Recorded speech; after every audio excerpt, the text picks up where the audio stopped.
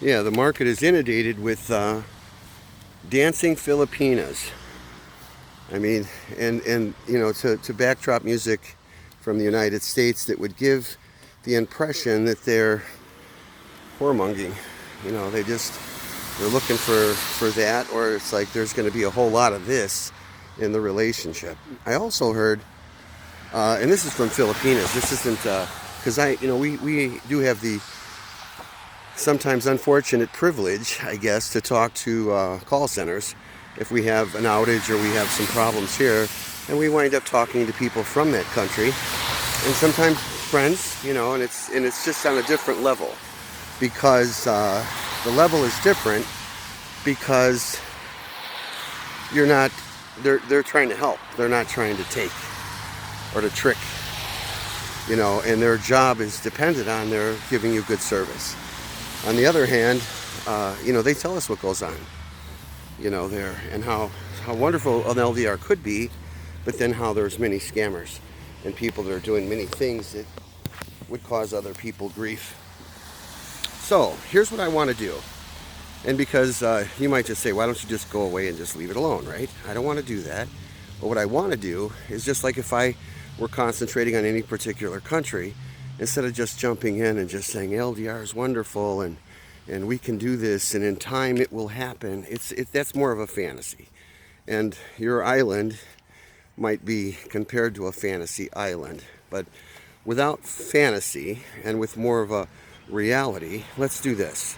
Let's say I just go to the embassy here in the United States and then I just ask, what is the actual cost in red tape and paperwork to get someone from that country to this country? What do they need? How much does it cost? So that's going to be my homework. I'm going to do that. I'm going to take a short trip, either by train or car. I'm going to go to the Chicagoland area, and there's the embassy in the Philippines right there in Chicago. So I'll do that.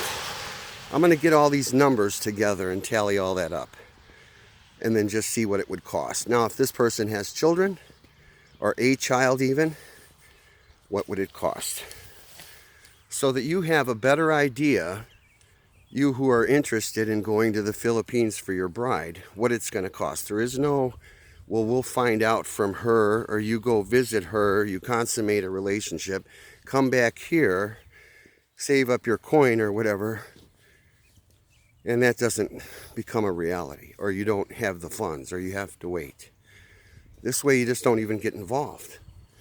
Your money is not just dormant or just sitting there, or it's being used for somebody else's greed.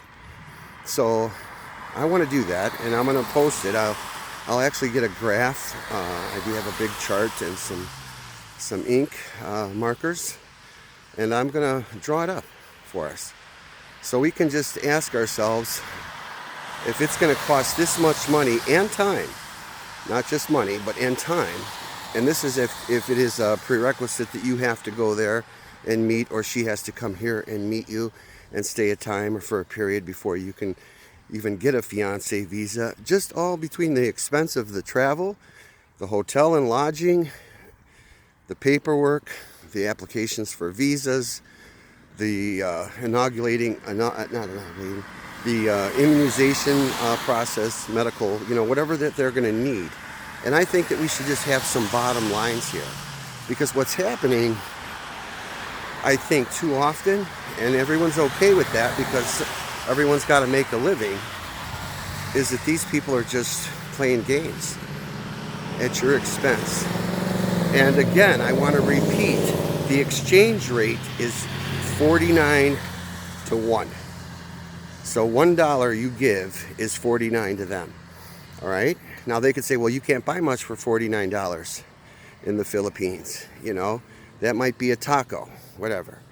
But now if she's got 100 suitors that are sending her that $1, and that's on a regular, or 10 even, or 5, but the volume of gifting is higher, it's a 49 to 1 exchange rate. So you have to understand that. In the United States, it may, things cost a lot of money here. You don't live in a country